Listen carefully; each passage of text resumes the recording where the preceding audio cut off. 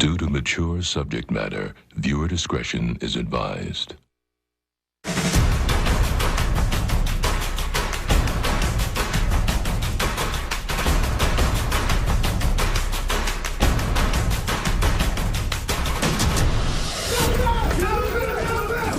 2-on-1 assault leaves an inmate bloodied and injured. Who had the thing that cut it back of his head open? But getting to the bottom of this fight requires some digging. Saw you swinging at him. You both had him cornered. You want to stand there and lather me some more? You know, you sort of get that, is that him? Nah, it's not him. Is that him? Nah, it's not him. A popular restaurant owner, accused of capital murder, fights for his freedom. I believe that God allowed me to come here. I am definitely an innocent man. My original belief is Satan. A self-avowed Satanist runs a variety of inmate hustles to fund a bodybuilder's appetite. Gained 44 pounds since I've been here. I don't think too much of it's fat. And a member of the Aryan Brotherhood dishes out his own brand of justice. I went in behind him and shut the door. I woke him up. I told him, like, hey, punk, get up. I got some bad news for you.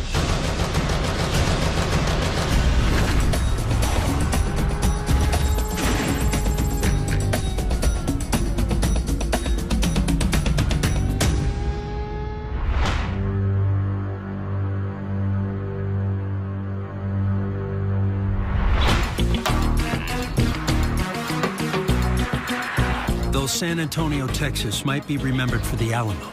Today, it's one of the fastest growing cities in America. But increased growth also brings increased problems. For the longest period, San Antonio was known as a large city with a small town mentality. But San Antonio is now the 7th largest city in the nation, and we're probably feeling the growing pains. And nowhere are those growing pains more apparent than just outside downtown in the solid brick fortress that is the Bexar County Jail.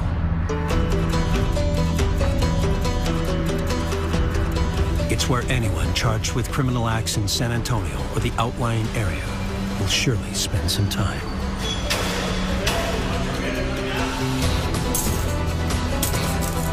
All right, put your right thumb on that red light, please.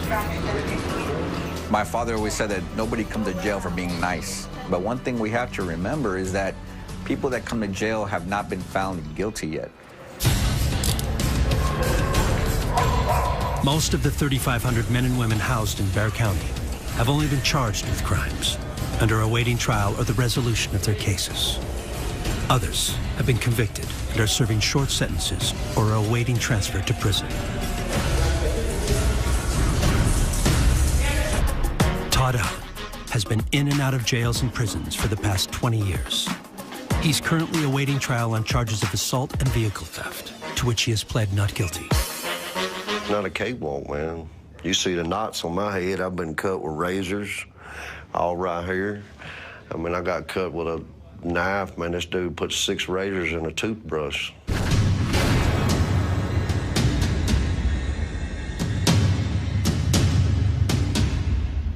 Somebody tried to stab me in the chest, in my heart, you know. I mean, but it didn't work either, you know. I'm still here today.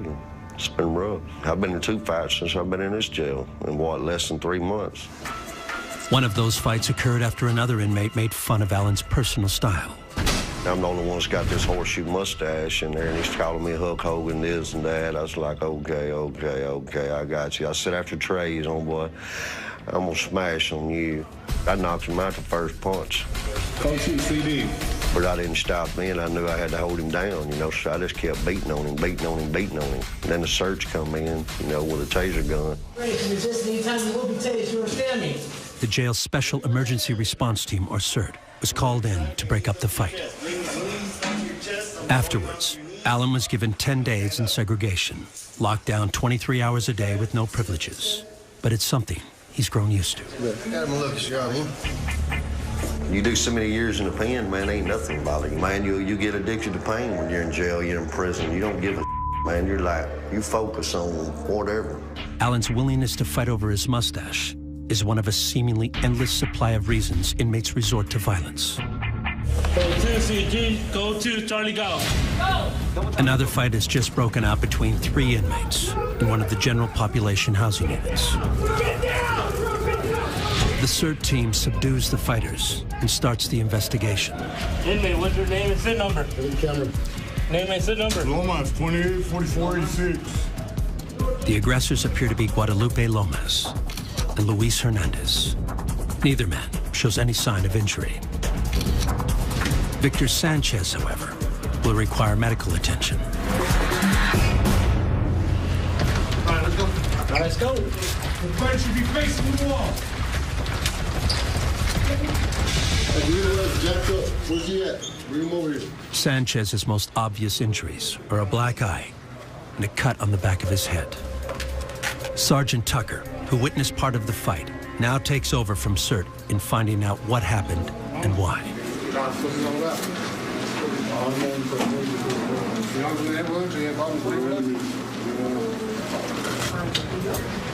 Hernandez, so where were you involved? I just got hit. I got hit. No, it's not what I saw. I saw you swinging at him. You both had him cornered. You want to stand there and lie to me some more? No, sir. That's what happened. I got hit. And I just hit him You're back. going to lock down for nothing then. Thomas, Sir. what'd you hit him with? My hand.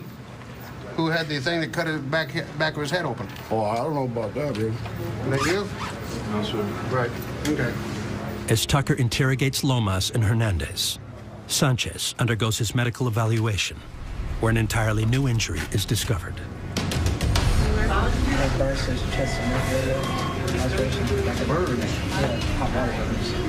Chest and neck? So you want to do the water line? Sir? You the one that threw the water on him? No. Who threw the water on him? I don't know about that. He was already like that, man.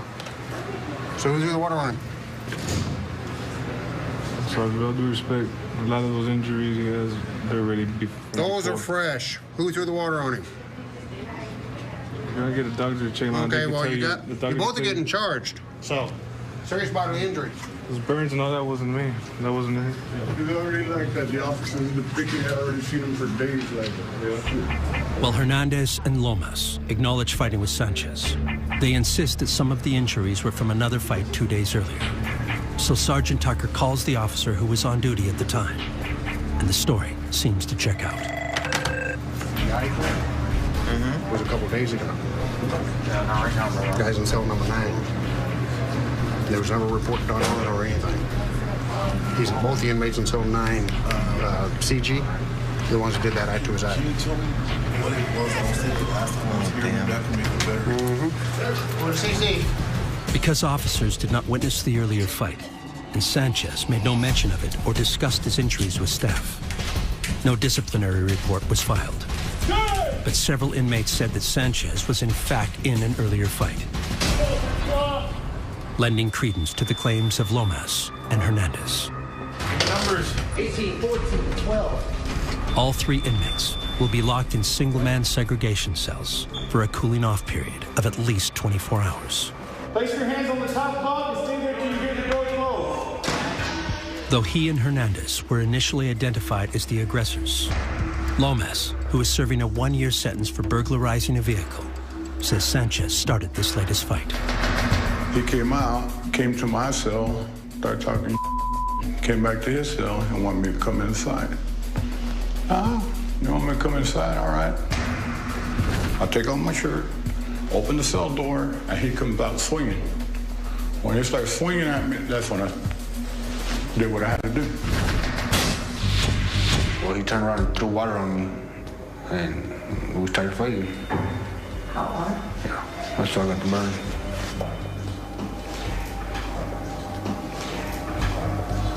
Sanchez is accused of car theft, to which he plans to plead not guilty.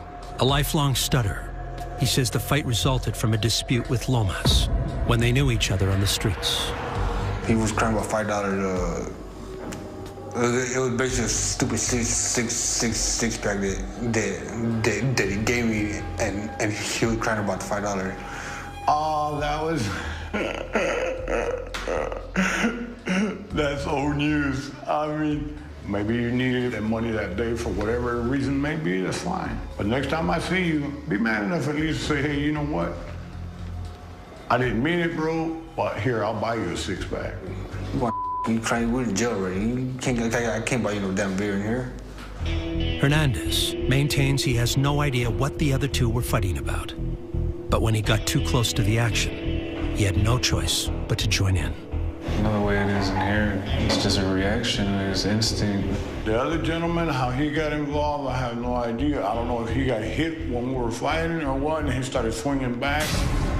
But God is my witness. May he strike me dead, and I would deserve it if I threw hot water on that gentleman. No way. Coming up. You want to file charges? Should I? Victor Sanchez decides whether to raise the stakes and file criminal charges against his two attackers. And the business was very successful. Everyone in the neighborhood knew me and they loved me. You cater my party at my house and everything. Staff members are shocked to see a popular figure in jailhouse scrubs.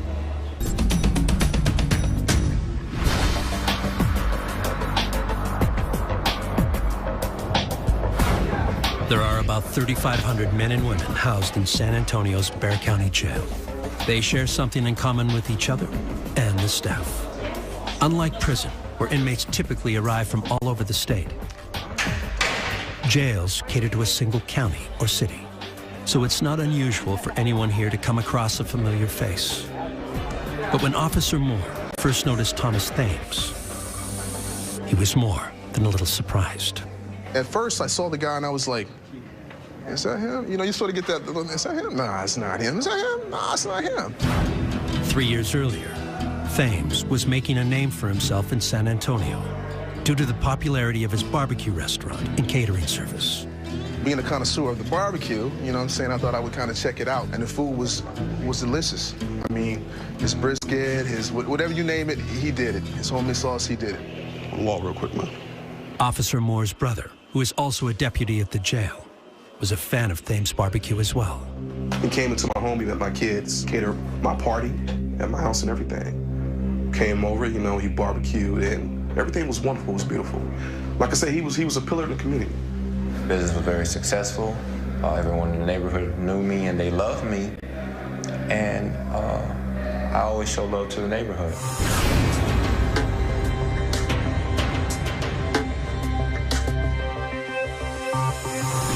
I believe that God allowed me to come here. I am definitely an innocent man, and just sad to say, a tragedy happened, and it cost me to lose everything. Thames is in jail on charges of capital murder and concealing a human corpse. Prosecutors say he was part of a drug deal gone bad. While Thames has pled not guilty, his co-defendant recently confessed to a double murder in the case and was sentenced to 2 consecutive life terms. That person was a barbecue customer for 6-7 years, someone you can trust. Thames would not elaborate on the details of his case, but he says he is confident he will be acquitted and that the 3.5 years he has spent in jail trying to prove his innocence has served a purpose. This rock is the Word of God, and we got to start building our life on the Word of God. Not what man says and what people say and what our friends say. We got to build our life on what God says, you know, because God's word is the truth. Amen. Amen. God allowed me to provide this word in this prison. I have enough faith right now to know that God has everything ready for me. James chapter 4, verse 7. Thames leads Bible studies for the men in his housing unit and is regarded as a jailhouse pastor. But in another unit, Michael Lesher pledges allegiance to a different entity. You got Lucifer and Satan. Through death I found life, and hell is my paradise. This is my paradise.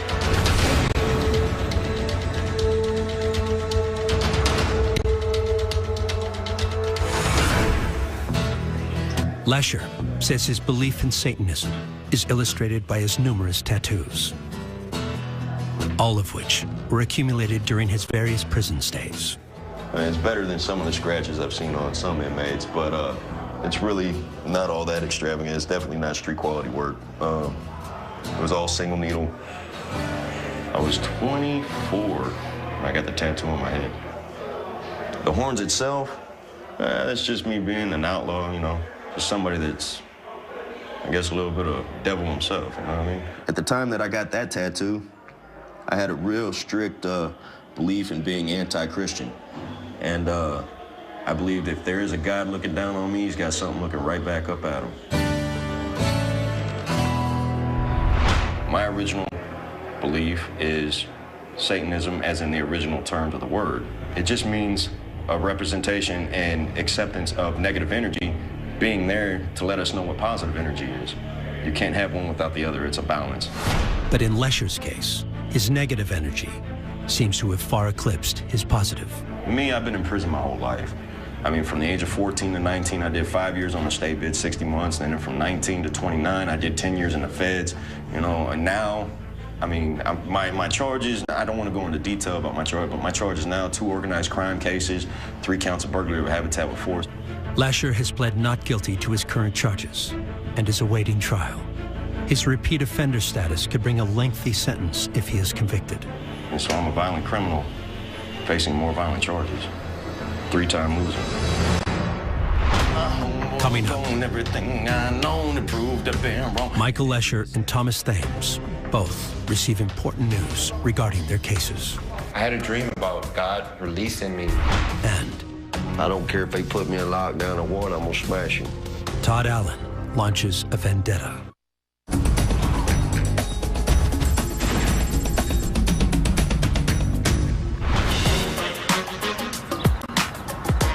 When new inmates arrive at San Antonio's Bexar County Jail, What are you, quarter or homework? Quarter. Why are you just hanging around with these guys? Only ones show me love in here. officials ask them about any known enemies they might already have here. They then place those inmates in separate housing units. But inmates rarely disclose every conflict they've had on the streets, such as the dispute over $5 and a six-pack of beer that led to a recent fight between Victor Sanchez and two other inmates. Sanchez initially claimed that he sustained a black eye, burns to his chest, and a cut on the back of his head in a fight with Guadalupe Lomas and Luis Hernandez, both of whom admitted to the fight but denied the injuries. You the one that threw the water on him? No. Who threw the water on him? I don't know about that. He was already like that, man. After Sergeant Tucker investigated a rumor that Sanchez had fought with two other inmates days earlier, Sanchez admitted that the black eye came from that fight, as did the cut on the back of his head, which was reopened in the fight with Lomas and Hernandez. But he still insists they were the ones who burned him with hot water. Sanchez, you want to file charges? Should I? It's up to you. I will tell you that if you don't file charges, the county's going to file them anyway, because that's serious bodily injury. Yeah, I'll press charges. Okay. And all four of them, or just One, two? four. What other? The two from 2 days ago? No. We really can't do anything about right now. The only thing we can work on right now is this case here. Yeah, I'll press charges. Okay. That's all I need to know. That's what they get. I mean, they assaulted me. I got assaulted, so they got to accept what they did. What coming to me now. As a member of the white supremacist Aryan Brotherhood gang, Todd Allen has seen his share of violence behind bars as well.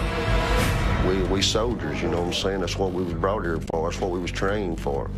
But whatever we got to do, whatever we need to pull, grab a phone, grab whatever you can grab, you know, and start hitting somebody over the head with. But Allen's current conflict is not about race. It's about another inmate's charges. Well, I found out there was a child molester in there. Sexual assault to a 13-year-old little girl, and he's, what, 38, 39 years old? Man, you don't do that, man. Those that have charges against children, they tend to become prey. Some will try to make it out in population, but once they find out, or if they feel that their lives are being threatened or anything like that, we have to segregate them. The laws can only protect a person for so long, man. There's ways to get to a person in any way, every way. You can get to him and kill a person right here in this jailhouse if you know what you're doing. Believe it or not, we have individuals here in the facility who themselves do not like those type of crimes, and they will try to seek retribution, get revenge. And even though attacking the alleged sex offender in his housing unit could result in additional criminal charges, Allen says he's up for the job and intends to follow through. I don't care if they put me in lockdown or what, I'm gonna smash him. You don't do that to kids, man. That could have been my daughter. Could have been your daughter. Could have been his daughter. You know, you don't hold one down, force yourself on nobody, man. A kid is a kid. That's a gift from God. Thomas Thames has been banking on a different sort of gift from God, an acquittal. Known around San Antonio for his barbecue, Thames has been charged with murder and concealing a corpse in what has been called a drug deal gone bad. These are my sermons. This is what I wrote a long time ago. Love God and be careful what you wish for, I'm going home. Be careful what you pray for, I'm going home. Totally me, totally free. And I wrote that when I first got here because I knew I was innocent. And there's scriptures I pass out every day to inmates. So we have a total of 80 inmates that gets 3 scriptures a day, which are passed out every day, rain or shine. We call him Brother T, Thomas. Every day he takes it upon himself and he puts a little piece of paper and has 3 Bible verses. You know, this is just nice that his spirit moves him to do that. You know, to take it upon himself to, you know, try and win another soul. Bless you. Thank you, brother. Bless you. Thames's popularity in his housing unit is not unlike what he enjoyed on the outside as the owner of a barbecue restaurant and catering service, a business that started out in a roadside tent. Had opportunity to get partnership with a gentleman, and we started building the business together. And so God blessed me with this young man, and he bought a trailer. So not only one trailer, we had 2 trailers, and we had 2 locations. And that prospered also, and from those 2 locations, we started our restaurant. One of Thames's customers is now one of his jail keepers. Officer Moore hired Thames to cater parties at his home and took note of his business's growth. You know, I just kept asking him, hey, man, you know, how'd you get this money? How'd you do this? How'd you do that? He said, hey, just got a rich benefactor who believes in me. Okay, cool. Do your thing. Moore was startled to see Thames in jail as an inmate. That right there was basically what made my heart drop. And I was kind of upset, like, what are you doing in here? Hey, Moore, this is what happened. And I told him, I said, straight up, I said, man, don't lie to me, man. What you doing in here?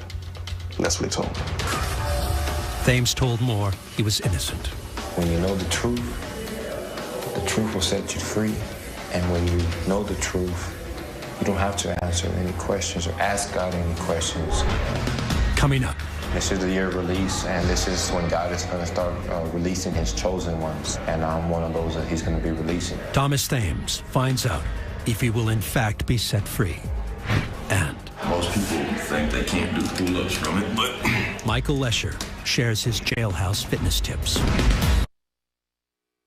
Due to mature subject matter, viewer discretion is advised.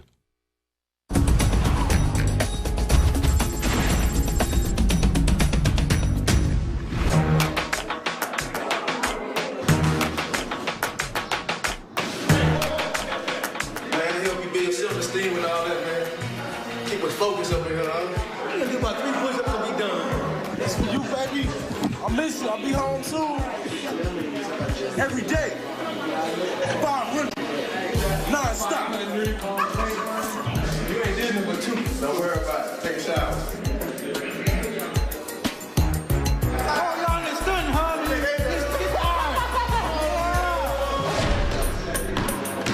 Most inmates at San Antonio's Bexar County Jail find working out is one way to beat the monotony of incarceration. And Michael Lesher is no exception. I ain't gonna let these legs run. Most people think they can't do pull-ups from it, but While Lesher's unusual pull-up method is against jail rules, he says his sets are short enough that he can usually do them out of sight of roaming officers.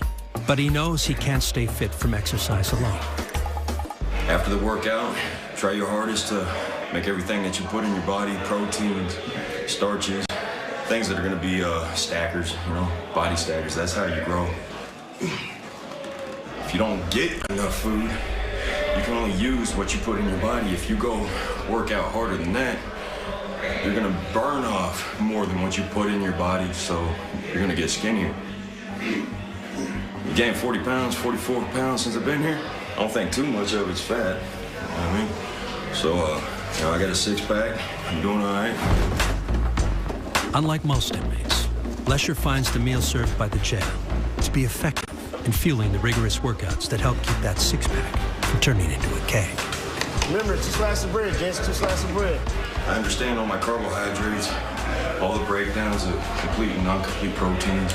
I know if I'm gonna eat something before a workout, I can eat things like bread, sugars, as long as when it breaks down into a glucose, I use it as energy before a workout. And Lesher has also figured out how to acquire food trays from other inmates. Most of them are willing to trade their jail-issued meals for snacks purchased from the commissary.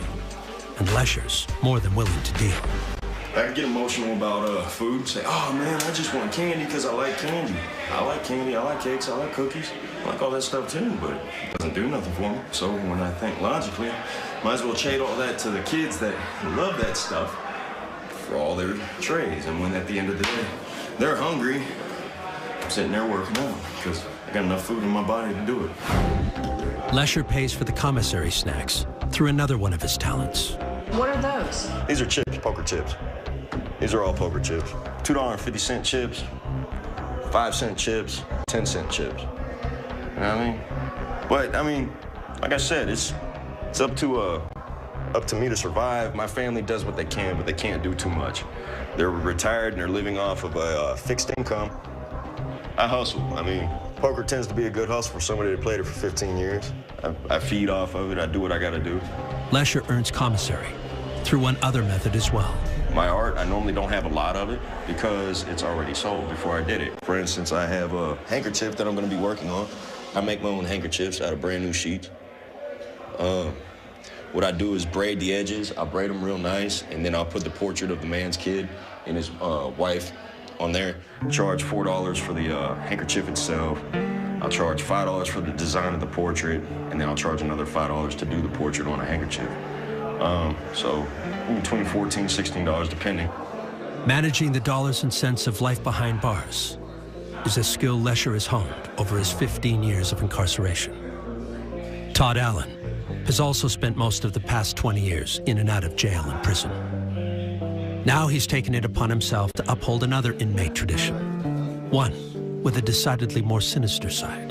That's something we're big on. We don't allow snitches, and we don't allow child molesters. When Allen discovered an accused child molester had moved onto his housing unit, he threatened to dish out his own form of justice. By the next time we saw him, he'd apparently made good on it. He was in his cell.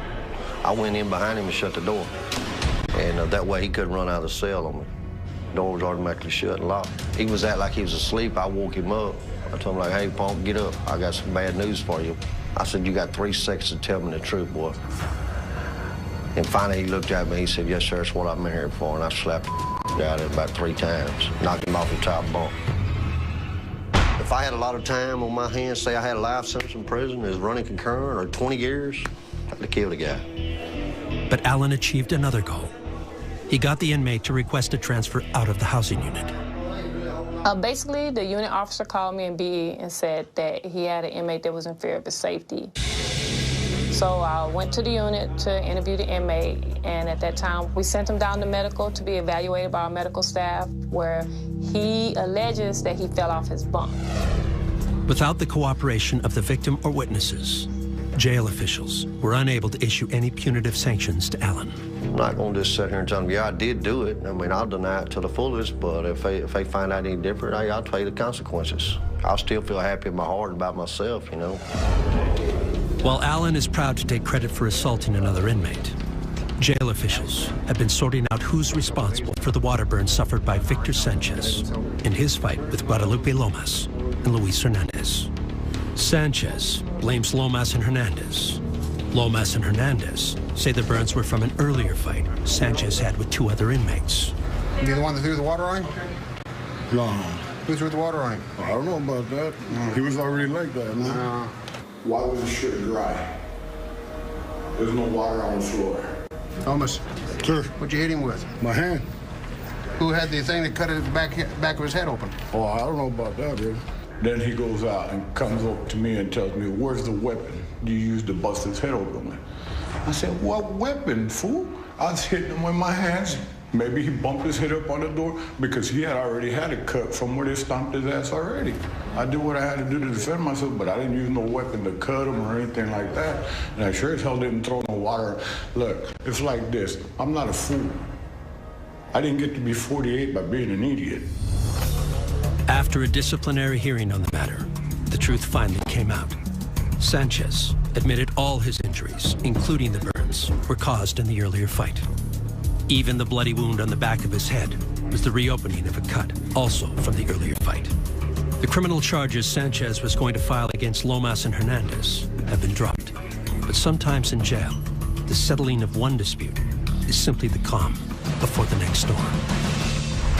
Coming up. You talk like a duck, you walk like a duck. Don't get mad at me if I think you're a duck. Victor Sanchez undergoes interrogation. Only one person has inconsistent stories. That's a liar. 200 top tiers, apparently. And Guadalupe Lomas suffers a beating of his own.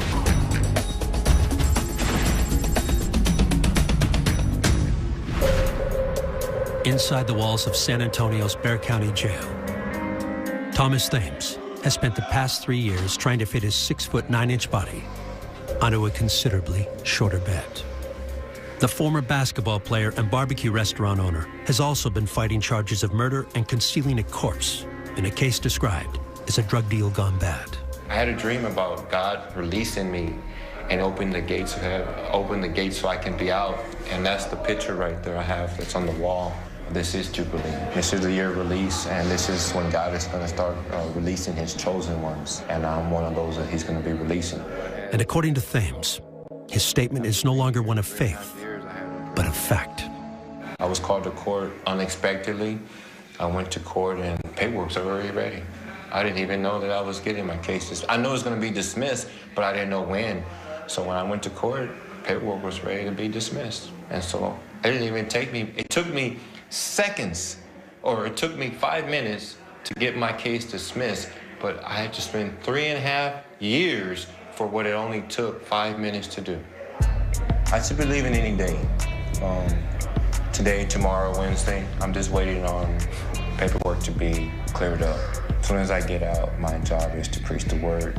And a few days later, Thames did in fact leave the jail, but he did not go home. While he did have the most serious of his charges, murder, dismissed, Thames had given us an inaccurate account of what actually happened in court. Unlawful carrying a gun and the capital murder cases were dismissed. And in court, they found him guilty, though, of the disposing of a human corpse, where he was sentenced to 10 years TDC. Why would he have thought he's going to go straight from jail home? Now, that part would be a misinterpretation in his part. He was actually there in court with his attorney, in front of the judge, in front of the prosecutor, as far as what he pled out to. So whether he didn't understand or if he knew and maybe really misrepresenting the truth to you, I don't know. But he's there in front of the judge and in front of everybody, pleading out to a TDC sentence. When we went to follow up with Thames, he had already been transferred to a Texas state prison to begin serving his sentence. With the time he's already spent in jail taken into account, Thames will be eligible for parole in little more than a year. One of his former customers hopes that his incarceration will serve as an important lesson. A lot of people looked up to him in the community.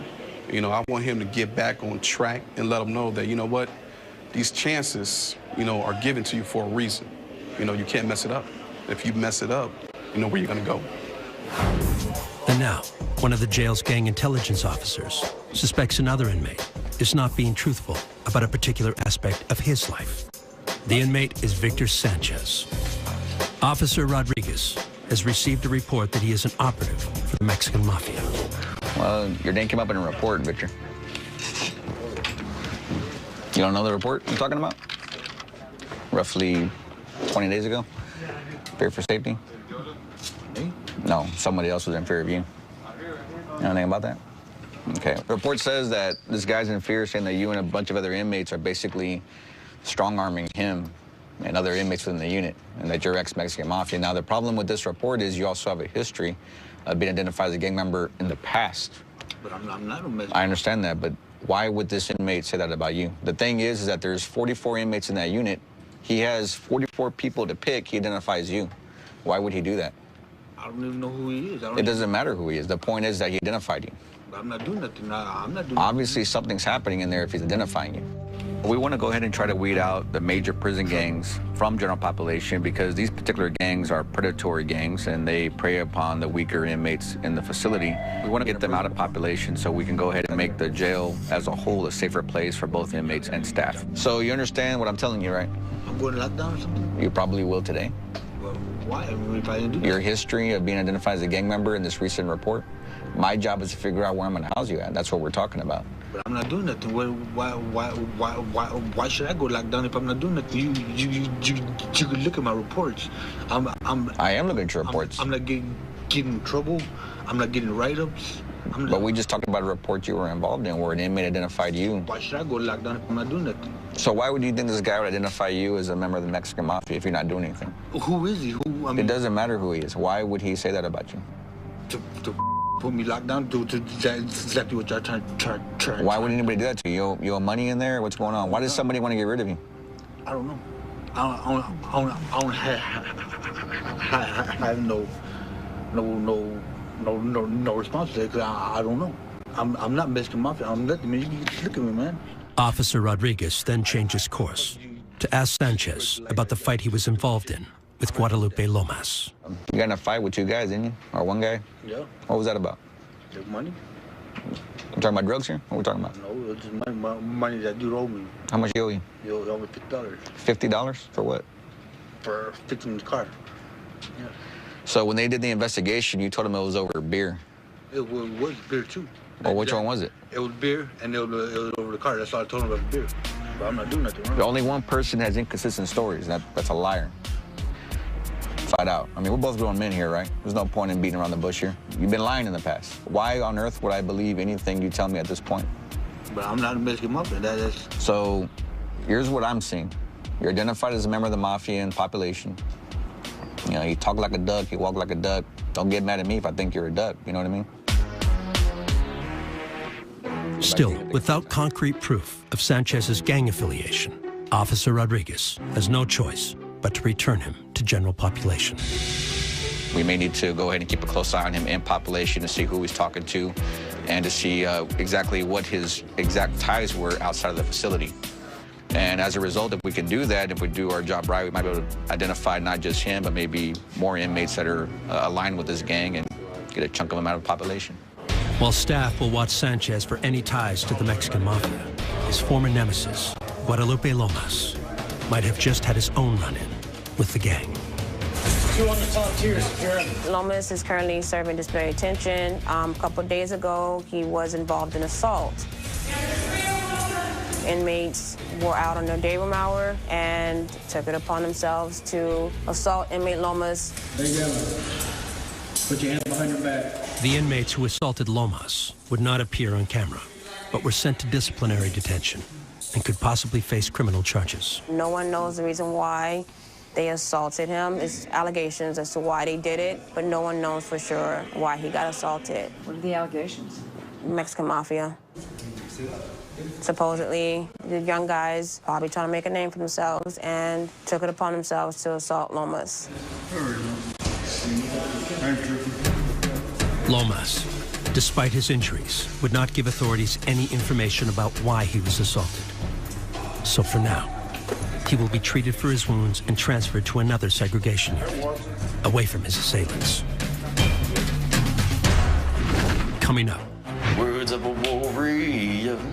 jail brings hard truths from Michael Lesher. Another person just balled up and thrown away like a piece of trash. And I'm a hardcore dude, man. You'll never see me cry, man, but when it comes to that, bro, it's just hard, man. Todd Allen receives disturbing news from both the courts and home.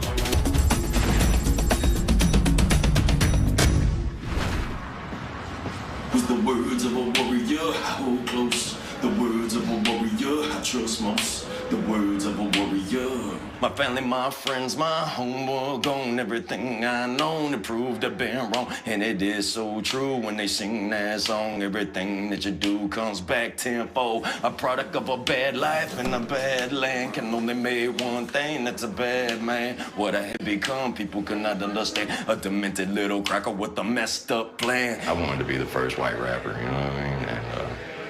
But it never happened. Life in prison happened. Either way it goes, there's a lot of prisons now. You got to expect if you slip, you prison bound. Attached at the wrist with them chrome bracelets. Surrounded by officers talking that. It's a risk that we take and a price that we pay that you need to realize that will never go away. Cause there's always gonna be somebody standing in your way, walking with the undertaker ready to take your place.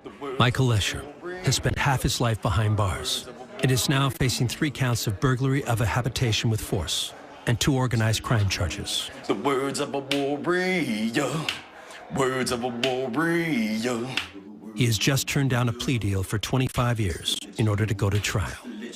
If found guilty, he could get life in prison.